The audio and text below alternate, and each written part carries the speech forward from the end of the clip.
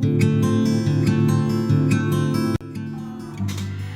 semuanya, di video pertama ini aku pengen sharing-sharing ke kalian. Lebih tepatnya ingin memberi rekomendasi dan saran tentang sumber penghasilan yang bisa kalian dapetin untuk para pelajar, mahasiswa, bahkan anak sekolah SMA kayak aku. Pokoknya kalian jangan skip video aku, tonton sampai habis, dan jangan lupa terus dukung aku dengan cara subscribe, likes, dan share video ini ke teman-teman kalian. Just langsung aja ke videonya. Yang pertama ada investasi. Nah, untuk yang belum tahu investasi itu apa, jadi investasi itu adalah aktivitas menempatkan modal, bisa berupa uang atau aset berharga lainnya ke dalam suatu lembaga atau suatu pihak tertentu dengan harapan kita juga mendapatkan keuntungan. Nah, kalau pengertian secara mudahnya nih, kalian bisa baca ini. Nah, aku mau menekankan kepada kalian, jadi ternyata berinvestasi itu tidak hanya diperuntukkan oleh orang dewasa, oleh orang tua, orang yang udah kerja, enggak sama sekali. Karena ternyata sebenarnya kita, para pelajar, mahasiswa, anak sekolahan, anak SMA kayak aku, bahkan anak SMP, kita juga bisa mulai berinvestasi loh sejak dini. Oke, mungkin banyak nih yang nanya, kenapa sih investasi itu menguntungkan banget gitu. Nah, aku mau kasih alasannya kenapa. Jadi istilahnya gini, kita kan biasanya kerja untuk duit ya. Kalau investasi, duit kerja untuk kita gitu. Jadi istilahnya gini, kalau kita menempatkan modal pada suatu lembaga tertentu, misalnya kita menempatkan modal 100.000.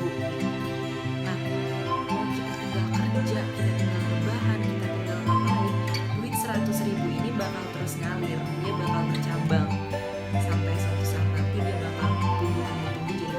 Itulah kenapa investasi itu menguntungkan sekali. Nah, untuk kalian para pelajar, mahasiswa atau anak sekolahan yang baru mau mulai investasi tapi bingung mau mulai dari mana, nah aku kasih tahu ke kalian nih. Jadi kalian untuk para pemula bisa mulai berinvestasi dengan modal yang sangat minim, dengan modal yang sangat kecil melalui reksadana.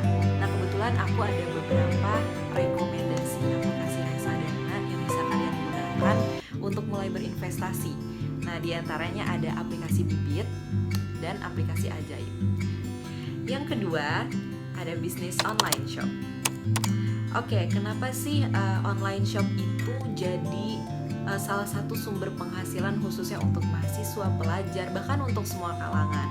Karena gini, zaman sekarang tuh manusia, orang-orang pengennya tuh yang instan-instan aja gak sih? Dari mulai jual beli, terus bahkan sampai pembelajaran, mereka tuh cenderung suka yang instan-instan. Jadi itulah kenapa online shop bisa jadi salah satu sumber penghasilan untuk kamu yang pengen dapetin duit khususnya untuk pelajar, mahasiswa, bahkan anak sekolah SMA kayak aku.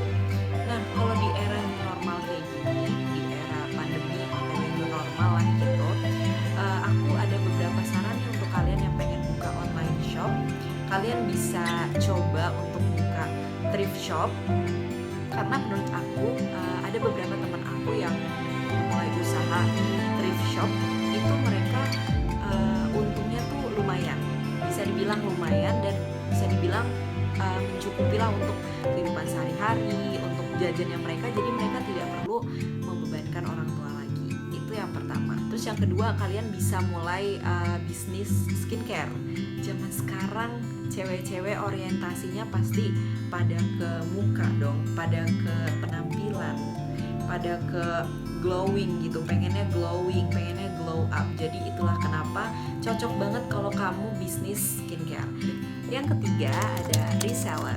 Nah, mungkin udah banyak yang tahu ya reseller itu apa, tapi untuk yang belum tahu aku akan jelasin lagi. Jadi reseller itu adalah orang yang menjual kembali suatu barang yang dia beli dari supplier atau dari perusahaannya dengan harga yang dia tetapkan sendiri.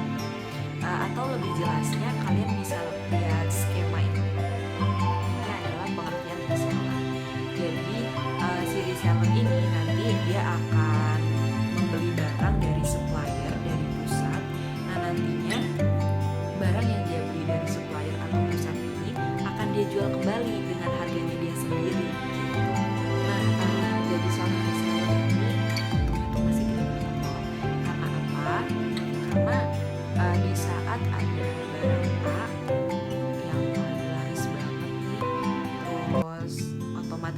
bakal kehabisan stok terus dong. Pasti orang-orang cenderung mencari reseller daripada harus terus-terusan kehabisan stok dari pusat. Mendingan dia cari reseller aja, cari orang yang istilahnya menjual kembali barang yang sama yang dia mau. Yang keempat ada dropshipper. Nah, mungkin udah banyak yang tahu juga ya. Jadi reseller sama dropshipper itu hampir sama. Cuman bedanya di mana? Bedanya itu adalah kalau reseller kita harus membeli barangnya langsung dari pusat, kita harus nyetok juga, kita harus packing sendiri, kita harus bikin resi sendiri juga gitu. Sedangkan kalau dropshipper gampang, istilahnya lebih gampang.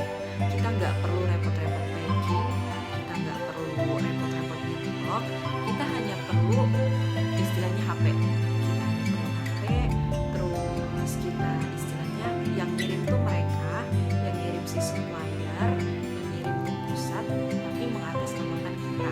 Itu namanya dropshipper. Dan sumber penghasilan yang terakhir adalah freelance. Nah, untuk yang belum tahu freelance itu apa, jadi freelance itu istilahnya pekerjaan yang tidak terikat kontrak pada suatu perusahaan, tapi kita masih punya ikatan kerja yang kuat untuk berkontribusi dengan suatu perusahaan tersebut. Nah, untuk kalian yang ngerasa punya skill-skill tertentu, baik itu di dalam bidang fotografi, atau di bidang editing, atau di bidang advertising, atau di bidang lainnya, kalian bisa banget loh untuk menawarkan diri kalian, menawarkan skill-skill kalian kepada suatu perusahaan atau kepada orang lain yang nantinya orang itu akan menggunakan skill kalian, jasa kalian. Nanti ujungnya kalian bisa dapat cuan dari situ. Nah, aku punya beberapa rekomendasi nih buat kalian yang pengen coba jadi freelancer. Kalian bisa coba jadi copywriter, atau jadi scriptwriter, content creator, editor, fotografer. Bahkan untuk kalian anak-anak SMA, kalian bisa coba jadi seorang joki tugas. Nah, freelancer ini punya beberapa kelebihan. Di antaranya, yang pertama, waktunya tuh fleksibel. Jadi dia tidak terikat kontrak, dia tidak istilahnya bukan pekerjaan yang kaku yang jam segini sampai jam segini harus dikerjain. Bukan yang kayak gitu. Jadi kalau kamu jadi seorang freelancer, kamu bisa mengerjakan ini tuh kapan aja.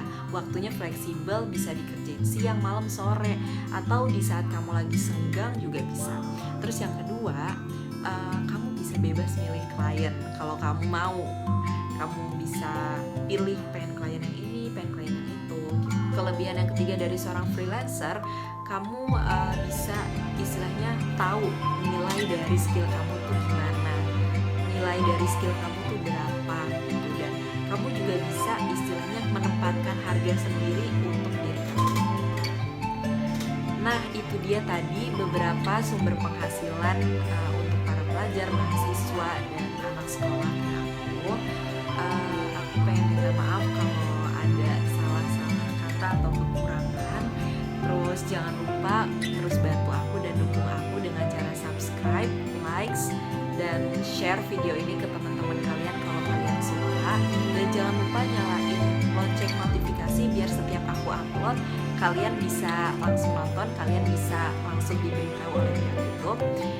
Intinya semangat terus untuk dapetin duit, cuan, dan pokoknya semangat juga agar kalian tidak terus-terusan jadi beban orang tua. Pokoknya terima kasih banyak yang sudah nonton.